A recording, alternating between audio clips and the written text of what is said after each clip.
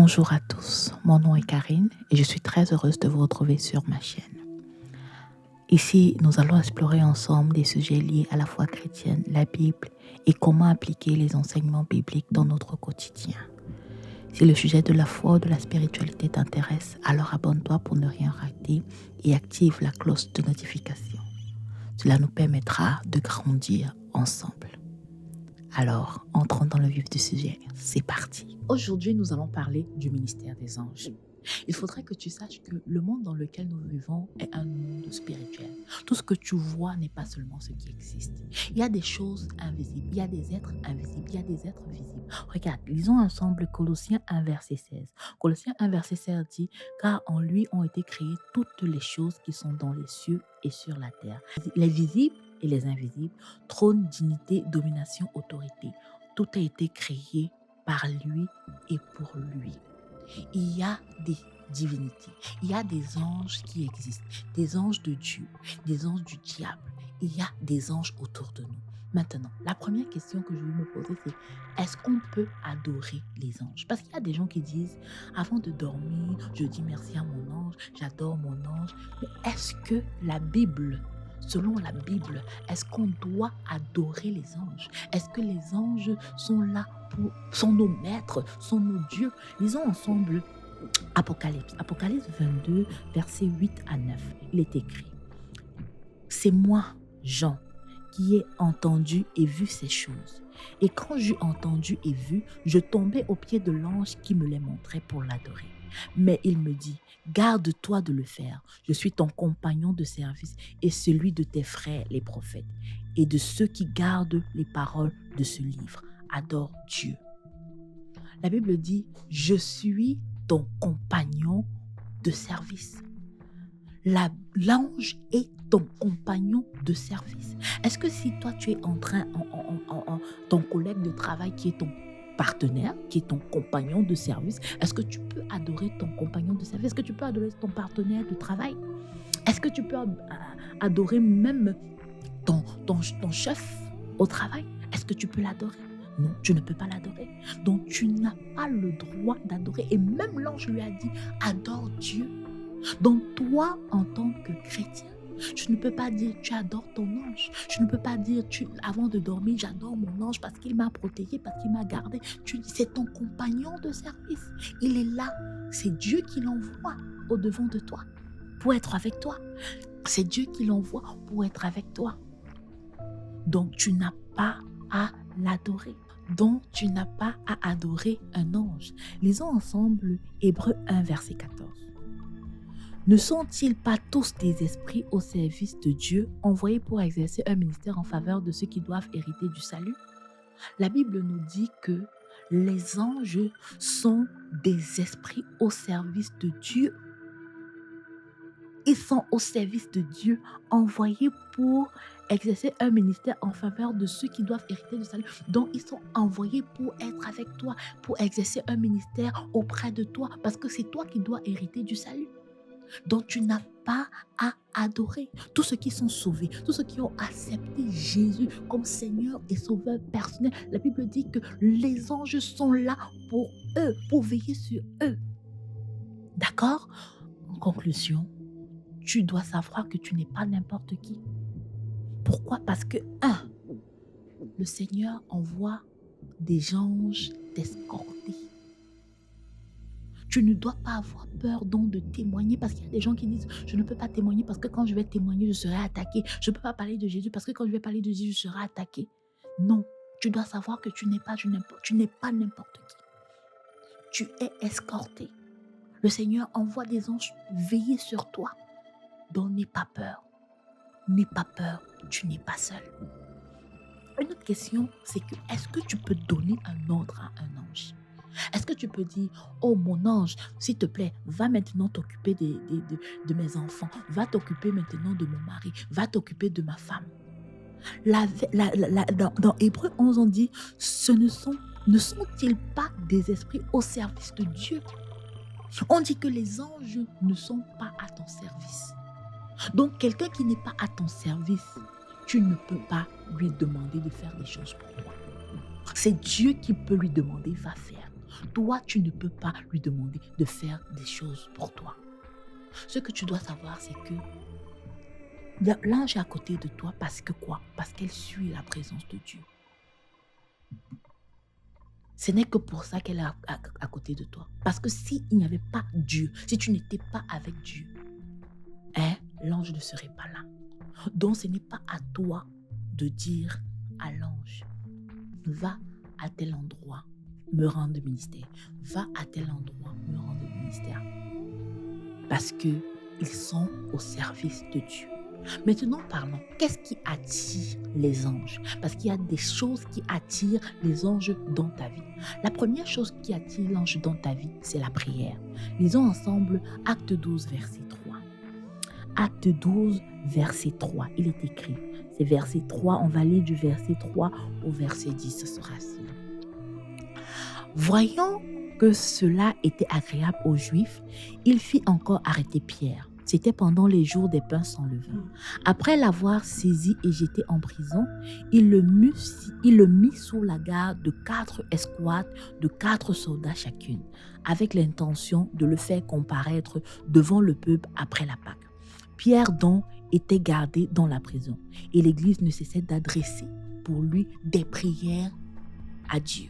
L'Église ne cessait d'adresser pour lui des prières à Dieu. On continue, verset 6. La nuit qui précéda le jour où Hérode allait le faire comparaître, Pierre, lié de 2 chaînes, dormait entre 2 soldats, et les sentinelles devant la porte gardaient la prison. Et voici, un ange du Seigneur survint, et une lumière brilla dans la prison. L'ange réveilla Pierre en le frappant au côté et en disant « Lève-toi promptement ». Les chaînes tombèrent de ses mains, et l'ange lui dit « Mets ta ceinture et tes sandales ». Et il fit ainsi. L'ange lui dit encore, enveloppe ton manteau et suis-moi. Pierre sortit et le suivit, ne sachant pas encore que ce qui se faisait par l'ange fut réel et s'imaginant avoir une vision.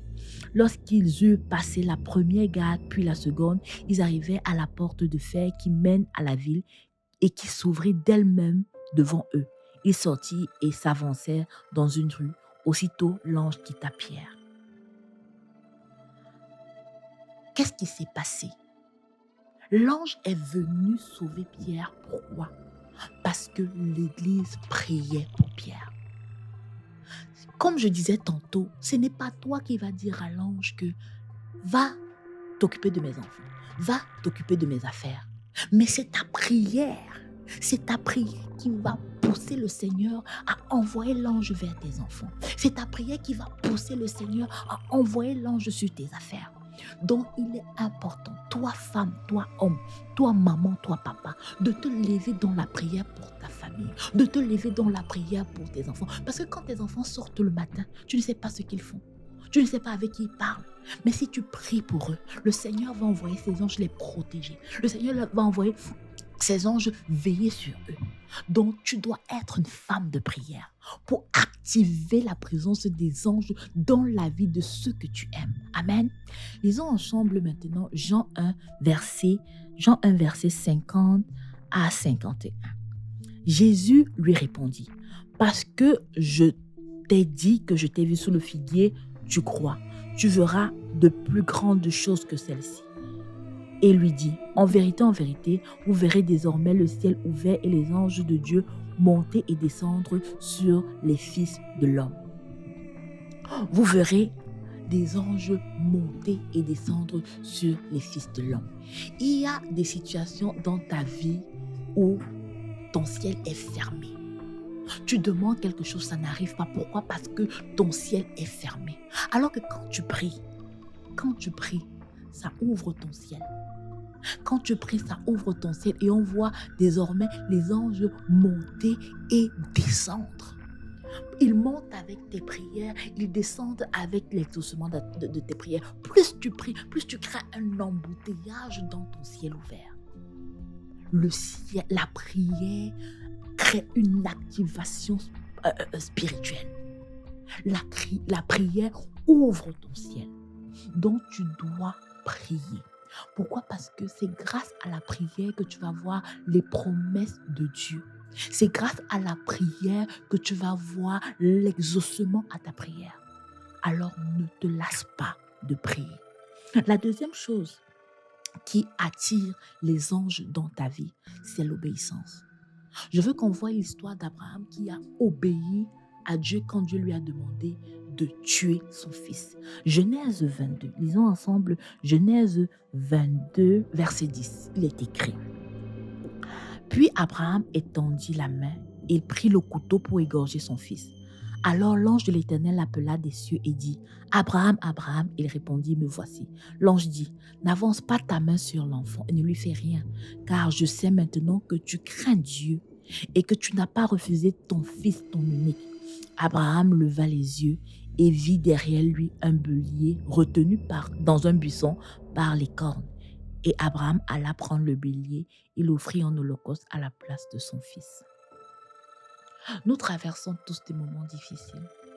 Et dans ces moments, nous sommes tentés de fermer nos oreilles à ce que le Seigneur dit. Nous sommes tentés de pleurer. Nous sommes même souvent tentés d'abandonner, de rétrograder.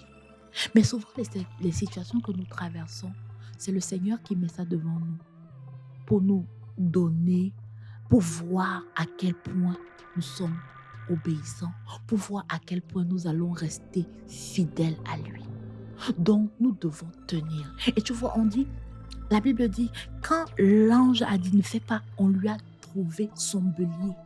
Il y avait un bélier. Dès que l'ange a dit ne tue pas ton fils, Abraham se tourne et voit le bélier. Est-ce que tu penses que le bélier n'était pas là? Le bélier était là. Mais le Seigneur a fermé ses yeux juste pour voir à quel point Abraham était obéissant. Il y a les béliers. Les béliers, ce sont les réponses à tes prières. C'est autour de toi. Tu pries pour quelque chose, il y a ton bélier, il y a la réponse à ta prière à côté de toi. Mais le Seigneur ferme tes yeux parce qu'il veut voir à quel point mon enfant est obéissant. Et quand je vais voir comment mon enfant est obéissant, comment même malgré les situations difficiles, elle dit non à la corruption. Malgré les situations difficiles, elle dit non à la compromission. Elle ne veut pas se compromettre. Il va dire oui, ma fille, j'ai confirmé. Oui, mon fils, je sais que tu m'aimes. Alors ne fais pas ça. Voici le bélier. Voici la réponse à ta prière. Ton ange va dire, j'ai vu. Ton ange va dire, arrête. Voici la réponse. Voici ton bélier à côté de toi. Alors je veux te dire aujourd'hui, mon frère, ma soeur, je ne sais pas ce que tu traverses. Je ne sais pas ta situation. Mais Dieu est là. Il sait. Si tu es fidèle, si tu es obéissant, tu verras la réponse à ta prière. Persévère dans la prière. Persévère dans l'obéissance et tu verras la manifestation de Dieu. Amen. Le troisième point que je veux souligner avec toi, c'est qu'est-ce qui attire encore la présence des anges? C'est la volonté. C'est quand tu acceptes la volonté de Dieu, même si cette volonté n'est pas en accord avec ta volonté. Lisons ensemble Luc 22, versets 39 à 43. Après être sorti, il alla selon sa coutume à la montagne des Oliviers. Ses disciples le suivirent. Lorsqu'il fut arrivé dans ce lieu, il leur dit: Priez afin que vous ne tombiez pas en tentation. Puis il s'éloigna d'eux à la distance d'environ un jet de pierre. Et s'étant mis à genoux, il pria, disant: Père, si tu voulais éloigner de moi cette coupe, toutefois, que ma volonté ne se fasse pas, mais la tienne. Alors un ange apparut pour le fortifier. Il y a des situations que tu traverses et que toi-même tu sais que c'est difficile. Mais c'est important pour toi de traverser malgré toutes les prières que tu vas faire. Tu vas prier, Seigneur éloigne, Seigneur éloigne. Il va dire oui, j'ai compris. Mais tu dois accompagner ton éloigne de toutefois. Toutefois, Seigneur, pas ma volonté, mais ta volonté. Alors si le Seigneur ne peut éloigner cette coupe de toi, il enverra un ange te fortifier. Il enverra un ange te tenir par la main pour t'aider à traverser cette situation. Il a dit, je ne t'abandonnerai pas. Je ne te délaisserai pas. Souvent, on croit que c'est difficile. Pourtant, il est en train de te former. Regarde par exemple à l'histoire de Joyce Meyer. Tu connais tout ce qu'elle a vécu dans son enfance avec son père. Mais aujourd'hui, à cause de ça, elle est le pansement que Dieu utilise pour panser les blessures des femmes qui traversent les mêmes situations. pour leur dire que vous pouvez encore, rien n'est fini pour vous. Vous pouvez faire des grandes choses, que ce ne soit pas ça qui vous ralentisse. Est-ce que tu n'es pas sûr que le Seigneur veut t'utiliser comme pansement? Est-ce que tu ne penses pas que le Seigneur veut que tu traverses ça pour demain être le pansement qui va venir et soulager les autres? Tu dois dire au Seigneur, Seigneur, pas ma volonté, mais ta volonté. Seigneur, éloigne de moi cette coupe, mais toutefois, pas ma volonté, mais ta volonté.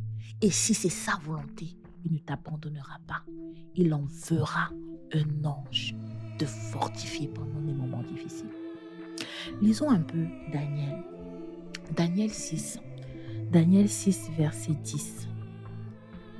Daniel 6, verset 10, il est écrit: Lorsque Daniel sut que le décret était écrit, il se retira dans sa maison, où les fenêtres de la chambre supérieure étaient ouvertes dans la direction de Jérusalem. Et 3 fois par jour, il se mettait à genoux, il priait, il louait son Dieu comme il le faisait auparavant. Daniel vient d'apprendre qu'il y a un décret qui interdit de prier un autre Dieu que le roi Darius. Mais il est obéissant à Dieu. Il n'arrête pas de prier. Est-ce que toi, tu t'arrêtes de prier quand il y a une moindre difficulté? Est-ce que toi, tu arrêtes de chercher le Seigneur? Quand tu pries, tu vois qu'il n'y a pas d'exaucement. Est-ce que tu arrêtes de chercher le Seigneur? Est-ce que tu arrêtes d'aller à l'église, de lire ta Bible? Je veux te dire aujourd'hui, ne t'arrête pas. Ne t'arrête pas de prier. Parce que plus tu vas prier, plus tu es en train d'attirer ta bénédiction. Continuons, tu vas voir. Daniel 6, 22. Le roi, on commence au verset 19. Le roi se leva au point du jour avec l'aurore et alla précipitamment à la fosse aux lions. En s'approchant de la fosse, il appela Daniel d'une voix triste. Le roi prit la parole et dit à Daniel: Daniel, serviteur du Dieu vivant, ton Dieu que tu sers avec persévérance, a-t-il pu te délivrer des lions? Et Daniel dit au roi: Roi, vis éternellement. Mon Dieu a envoyé son ange et fermé la gueule des lions qui ne m'ont fait aucun mal, parce que j'ai été trouvé innocent devant lui et devant toi non plus, mon roi. Et devant toi non plus, ô roi, je ne t'ai rien fait de mauvais. Le Seigneur a fermé la bouche du lion. Si le Seigneur ouvre nos yeux maintenant, on va voir combien de bouches de lion le Seigneur a fermées. Même quand tu traverses les moments difficiles, même quand tu pries, ça n'arrive pas. Sache que le Seigneur a un regard sur toi. Et il dit: toutes choses concourent ensemble pour le bien de ceux qui aiment Dieu. Peut-être ce que tu es en train de vivre là maintenant, tu ne comprends même pas. Tu dis que Seigneur, comment ça? Comment cet échec? Je suis en train de vouloir me marier, mais l'homme que je veux, tu me le refuses. Comment ça peut concourir à mon bien? Pourtant, le Seigneur sait que si cette fille épouse ce gars va tellement mal la traiter qu'elle va préférer mourir, qu'elle va regretter sa vie sur terre. Alors, je sais qu'elle veut ce gars parce qu'elle le voit beau, parce qu'elle le voit riche, mais je connais le cœur, je ne donne pas. Voilà une bouche de lion qu'il est en train de fermer. Mais nous, on se lamente, on pleure. Le Seigneur a un regard sur toi. Le Seigneur sait ce qu'il te faut. Et le Seigneur a des anges pour fermer la bouche de ton lion. Il a l'ange plus fort que le cancer. Il a l'ange plus fort que le sida, plus fort que la pauvreté, plus fort que le manque. Le Seigneur a cet ange qu'il va envoyer pour te faire sortir de cette situation. Garde la foi et accepte la volonté de Dieu. Amen. Autre chose que je voudrais qu'on parle par rapport aux anges, c'est qu'il faudrait que tu saches que tous les anges ne sont pas égaux en puissance. Tous les anges ne sont pas égaux en puissance. Lisons ensemble Daniel 10, versets 12 et 13, 12 à 13. Il me dit, Daniel, ne crains rien, car dès le premier jour où tu as eu à cœur de comprendre et de t'humilier devant ton Dieu, tes paroles ont été entendues. Et c'est à cause de tes paroles que je viens. Le chef du royaume de Perse m'a résisté 21 jours, mais voici Michaël, l'un des principaux chefs, est venu à mon secours et je suis demeuré là auprès des rois de Perse. Tu sais quoi? Daniel a prié, ça faisait 21 jours. Et Gabriel est venu. Mais les rois de Perse l'ont saisi. Il a fallu Michaël, l'un des principaux. Michaël, l'un des principaux chefs. Ça veut dire que quoi? C'est comme dans l'armée. Il y a des sergents, des capitaines, des colonels, des ceci. Il y a des prières que l'ange Gabriel ne peut pas résoudre. Mais qu'il faudrait l'aide d'un des principaux chefs comme Michaël. Et pour avoir l'aide de Michaël, tu vas faire comme Daniel. Parce que si Daniel s'était arrêté de prier, parce que quand tu regardes, Gabriel dit, dès le premier jour, j'ai été envoyé. Donc dès Daniel a commencé à prier, on lui a envoyé Gabriel. Mais Gabriel n'a pas pu tenir. Il a fallu que Daniel continue ses prières pendant 21 jours et débloque le Michaël. Toi, tu pries un jour, 2 jours, ça ne réagit pas, tu abandonnes. Tu vas débloquer Michaël quand? C'est pourquoi tes prières n'arrivent pas souvent, ne sont pas souvent exaucées. Parce que ta prière n'arrive pas à débloquer l'ange, l'un des principaux chefs. Continue de prier. Continue de prier. Rappelle-toi de la parabole du juge inique. Qu'est-ce que Jésus voulait nous faire comprendre? De ne pas s'arrêter de prier tant et aussi longtemps qu'on ne voit pas la solution de nos problèmes. Donc, continue de prier jusqu'à ce que l'ange qui est capable de débloquer ta situation vienne.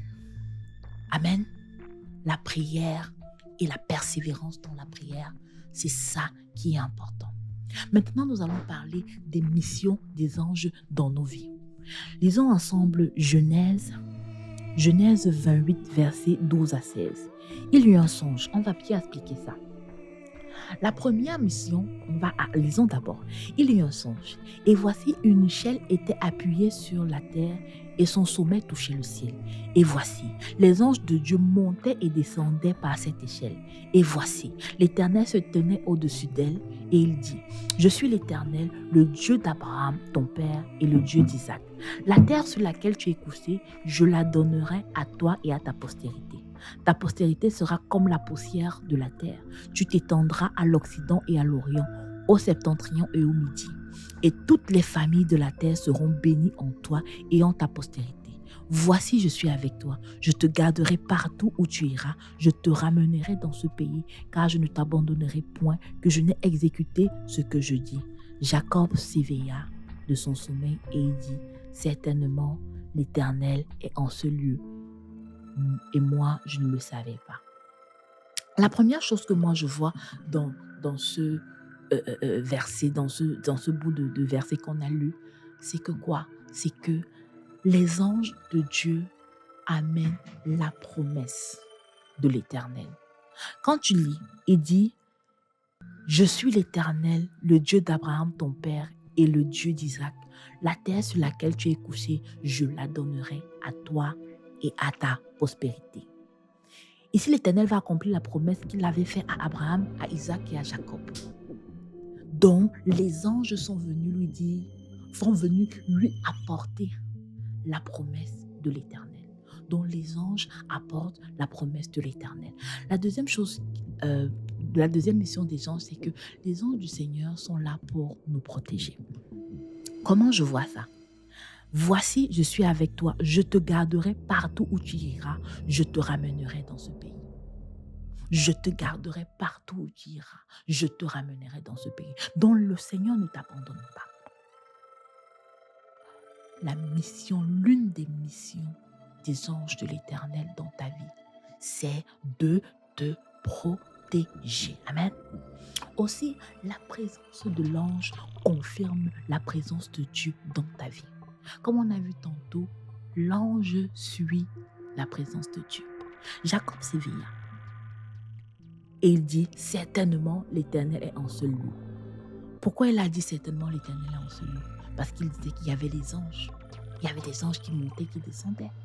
Et il a confirmé que où il y a la présence des anges, là où il y a l'Éternel.